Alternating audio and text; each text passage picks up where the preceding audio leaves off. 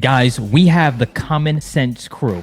Okay, I'm gonna say that again. We have the common sense crew. Okay, we have Michael Franzi, we have Larry Elder talking about, is America a racist country? Okay, if you're a sensitive, soft cupcake, there is the door. Hasta la vista. If you're not, get ready. Let's get ready. Get your popcorn. Without further ado, let's rock. Nice.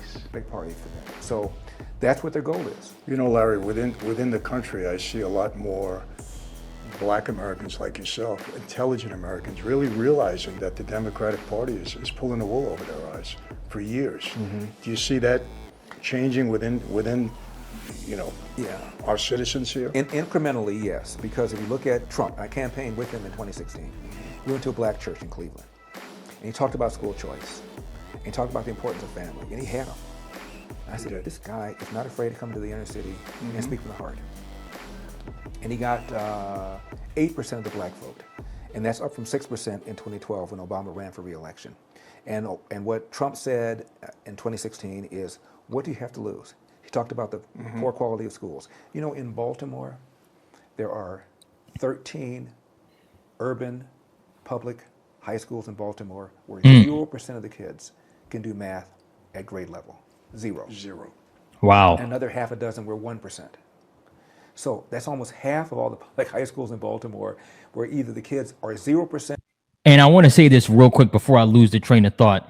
I want to expand on this brother's point right here. You know, ultimately, this goes even deeper than Trump, okay? It's not just about Republican or Democrat, actually. Why I'm actually a bit optimistic, the fact that more people voted Republican. It's not about Republican, but it just shows, I just don't want the media to win with their agenda, right? I don't want them to, because they have been. I'm going to be honest with you. They have been, you know, whether we like it or not. But if you look at this past campaign that, you know, finished, right? I think a lot of anybody running, right? If you were not for the president, obviously, but any smaller position should take note. This showed that most people are not turning to the CNNs as much as they used to. They're not turning to the Foxes as much as they used to. I'm not bashing any of these. You know what I'm saying, right? In terms of a specific agenda, right? And it's not necessarily that I'm bashing them too. It's their network. They have their own thing, right? But they dominate the airways. Every time they go on, they reach maybe 50 million. I'm just making this number up, but it could be whatever, 20 million homes, 15 million homes, millions of homes, right? So I feel nowadays there's been a migration. A lot more people have switched over to watching channels such as mine,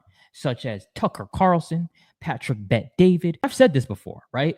But I just wanted to expound on his point even deeper, because it's not just about Trump. It doesn't stop there. It goes deeper, right? It's not just about Republican. It's not just about Democrat, right? That's what it's about. Controlling your narrative, right? And not going with somebody else's agenda. Back to the video. Come on now. Or 1% math proficient. And then the crime is going up. And the crime going up because of these soft on crime DAs and because of this lie that the police are engaging in systemic racism that the Democrats have been pushing.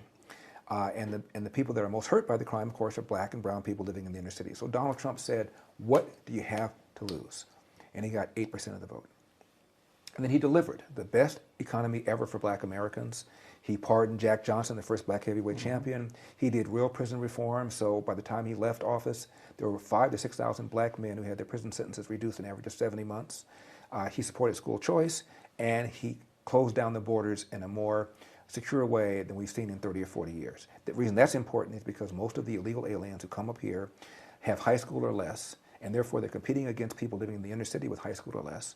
And they're putting downward pressure on their wages to the tune of almost $1,800 a year, according to a report from the Civil Rights Commission. So Donald Trump was a huge friend for black people. And in 2020, he got 12% of the black vote. That's a 50% increase. He got 20% of the male black vote.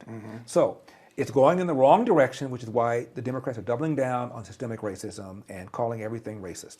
Because when the demand for racism exceeds when the supply of racism exceeds the demand, they got to make up new crap. And that's what they're doing right now. So you don't see this country at all as a racist country? Are you kidding? Obama got a higher percentage of the white vote than John Kerry did 4 years earlier. There is any number of ways we could talk about this, but let me give you one stat. In 1940, This is before the Civil Rights Act, before Brown versus Board of Education, 1940. 87% of black people lived below the federally defined level of poverty. 20 years later, 1960, that number had been reduced to 47%. A 40-point drop in 20 years. That's the greatest 20-year period of economic expansion in the history of black America. All this is before any of the civil rights legislation, before the war on poverty, before affirmative action, before set-asides, before all of these programs. Why? Families busting their butt, working hard, making economic progress. And after all these programs began, the economic growth of black people began to grow less steeply. So it hurt, if anything. So don't give me this crap. And the left loves to talk about poverty causing crime. Well, during the Great Depression, 25% of adults were unemployed. 50% of black adults were unemployed. You didn't have the same level of homicides that you're having right now, when by any measure we're more affluent than ever before. It's bull. There's a sociologist at Harvard named Orlando Patterson. He's black. He's from one of the islands, I think the Caribbean. And he's still there, tenured professor. And this in the early 90s, I think it was 1991 to be precise, he said America, with all its flaws, is the least racist majority white society in the world, provides more opportunities for blacks than any other country in the world, including all of those of Africa. That was in the early 90s. What are we talking about? There have been black CEOs of Fortune 500 companies. There have been black, I went to an Ivy League college, Brown University. There was a black female who became president of my college. There have been 2 black presidents of the American Bar Association, including a black female. There was a black president of the American Medical Association, a black governor of Virginia, for crying out loud, the capital of the Confederacy. What are we talking about? Congress is roughly, the House of Representatives is roughly 10% black, which is about the percentage of blacks in the population. And in the mid-60s, 1966 I think it was, MLK is giving a talk before British television. And Martin Luther King said, you know, the last couple of years, the progress in America has surprised me. Civil Rights Act was passed in '64. It's now 2 years later. He said, the racial progress has surprised me. We could have a president in about 40 years' time. Almost on cue, Barack Obama becomes president. And he didn't say, we're going to have a black billionaire, and we've had several. He didn't say we're going to have a black CEO of a Fortune 500 company, and there have been several.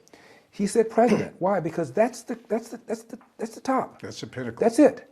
Which means after that, put a fork in the idea you can't be who you want and what you want to be. Right. And now we're still going BMW on. Wow, I love that point. And you know what's crazy? I was literally just about to say that. I was literally just about to say, and I will 100% admit and agree that a narrative, that agenda, whatever, what have you, right, has definitely been pushed a lot more. That has been pushed a lot more lately. And, you know, the agenda that I'm talking about is essentially the opposite of what you can be, whatever you want to be, right? Essentially, because maybe I don't look like you, or maybe we don't come from the same place, or whatever it is, I don't have the same opportunities. And I'm going to be very honest with you. You know, I have in my lifetime met people that have that mindset. You know, you just got to, I don't know if you guys believe in God or what you believe in, but for me, I just say you just got to pray for them. There's really not much you could do. Right? And you just got to, hopefully they come around and they improve their mindset. But it's really all here. It all starts right here. If this isn't intact, the rest of your life will crumble, because our thoughts literally become things, right? They turn into action, right? You create your own destiny. Back to the video. This stuff. Ketanji Brown Jackson. Oh my God, the first black female in the Supreme Court. Well, we could have had one years ago, because for 2 years, Biden and the Democrats held up the nomination of Judge Janice Rogers Brown from California, where you and I are. She used to be a member of the California Supreme Court, was appointed by a Republican governor. But in California, you have to run for re-election. She got 76% of the vote, higher than any of the others who were running for their seat during that year. And this is in a conservative state called California. George W. Bush nominated her for the D.C. Court of Appeals, which is where Ketanji Brown Jackson sat before she became Supreme Court Justice. And for 2 years, Democrats filibustered her nomination. Ultimately, she got in, and Joe Biden goes on television. This is 2003, 2005. Goes on television and basically says, if George W. Bush has the gall to nominate her to the Supreme Court, we're going to filibuster her. Now, the same people that are extolling the progress of Ketanji Brown Jackson didn't say jack when Democrats were stopping Janice Rogers Brown. Wow. That's how phony they are. And more than that, though, Michael, again, after Obama became president, everything else is anticlimactic. Right. The first this, the first that. This is the first president. First president. Come on. She's the third black person on the Supreme Court. Politico did a column about her, and it said, Ketanji Brown Jackson will be the first black member of the Supreme Court. Hello, Thurgood Marshall, Clarence Thomas still there. They had to change, they had to correct it. Yeah. These people are just too much. I know. Well, we haven't had an Italian president yet, and I don't know if we'll have another. They'll call him a mobster if we do. Although the first Italian member of the Supreme Court was Antonin Scalia. Right. And do you know how many Republicans and Democrats voted against him? None. Mm-hmm. Unanimous. Yeah. That's because at one time, unless your nominee was a child molester or a horse thief or a tax cheat, he or she got in. And then all of a sudden, the Democrats began to attack you based on judicial philosophy, and it started with Robert Bork, because he was going to change the ideological balance of the court. Then all of a sudden, the whole rules shifted, and now people are not voting against you because they don't like your judicial philosophy. They never did that in the history of the Supreme Court. And again, Antonin Scalia was probably the most conservative justice ever, and he was unanimously confirmed.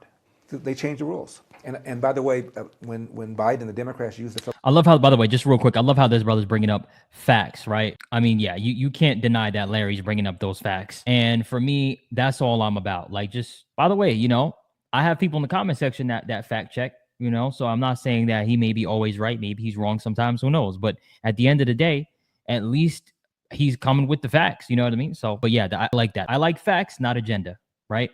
That's how I am. And I think a lot of people are like that. And a lot of people don't like the BS too, right? Get right to it, straight shooter. Yeah, that's why I kind of, relate to what he's saying. And yeah, let's let him finish. Let's kind of finish his angle on this. Filibuster to stop Janice Rogers Brown. Now all of a sudden, Biden says the filibuster is a relic of Jim Crow because they're in power and they want to make sure their nominees go through. There's another guy they don't like talking about. His name is Miguel Estrada. Same thing, George W. Bush nominated him for the D.C. Court of Appeals, and they held his nomination up for 2 years and called him everything but a child of God. The stress was so severe, his wife had a miscarriage, and he withdrew his nomination. 2 years, hanging for 2 years. Withdrew the nomination, couldn't get a job afterwards because, after all, he used to be a Solicitor General and was accused of authoring the torture memo that was used to justify trying to extract information after 9/11 from these bad guys. So he's a bad guy. To the left. Couldn't get a job. His wife overdosed and died. Wow. Accidentally. Now, if that happened on the other side, some Democrat nominee got held up and the wife had a miscarriage during the nomination process and later on OD'd on drugs, they'd be calling the Republicans murderers. But nobody says a word about this. Larry, let me ask you this. And by the way, one more quick thing. Miguel Estrada came to America, couldn't speak a word of English, from Honduras, was determined to be unanimously, eminently qualified by the American Bar Association, went to Harvard, and they held his nomination up. Based on what? Based on what? And now when Republicans made questions about Brown Jackson, they were accused of being racist. Yeah, I saw that. But when Democrats questioned Miguel Estrada and questioned Janice Rogers Brown, they're just conducting an inquiry about their judicial philosophy. They're just doing their jobs to advise and consent. That's how phony these people are. Double standard. Double standard. Wow. Guys, first of all, it is refreshing seeing some gentlemen sit down. They don't have a beer, but I don't know, maybe a beer would help. And basically just kick some common sense talk and just kick some real politic and just kick some real talk, right? I know a lot of the videos we do is, they're arguing back and forth, and I know you guys like that stuff, but sometimes it's just good to just dial it back a little bit, you know what I mean? And just get some good information in here. So yeah, I thought you guys would like this video, guys. Let me know what you think. Maybe you disagree with me, maybe you agree, but basically I agree with these gentlemen here. I agree with Larry. I mean, there's no angle on that, you know what I mean? You got to pretty much go with it. So, because it's not an agenda, which a lot of people nowadays like to push. And that's pretty much it. So I do think there's opportunity. I think if you are young, no matter what color, where you come from, what the circumstances, you have the ability to make a better life for yourself. Okay. Literally, if you're out here saying, oh no, this is a racist place and I don't have the same opportunity and this and that, I guarantee you, if you look at that person's life, it'll probably make a lot of sense why they're not where they want to be in life, right? Because they have those limiting beliefs, and that's what holds them back. But this is just my opinion. This is what I think. Let me know what you think in the comment section below. Until next time, peace.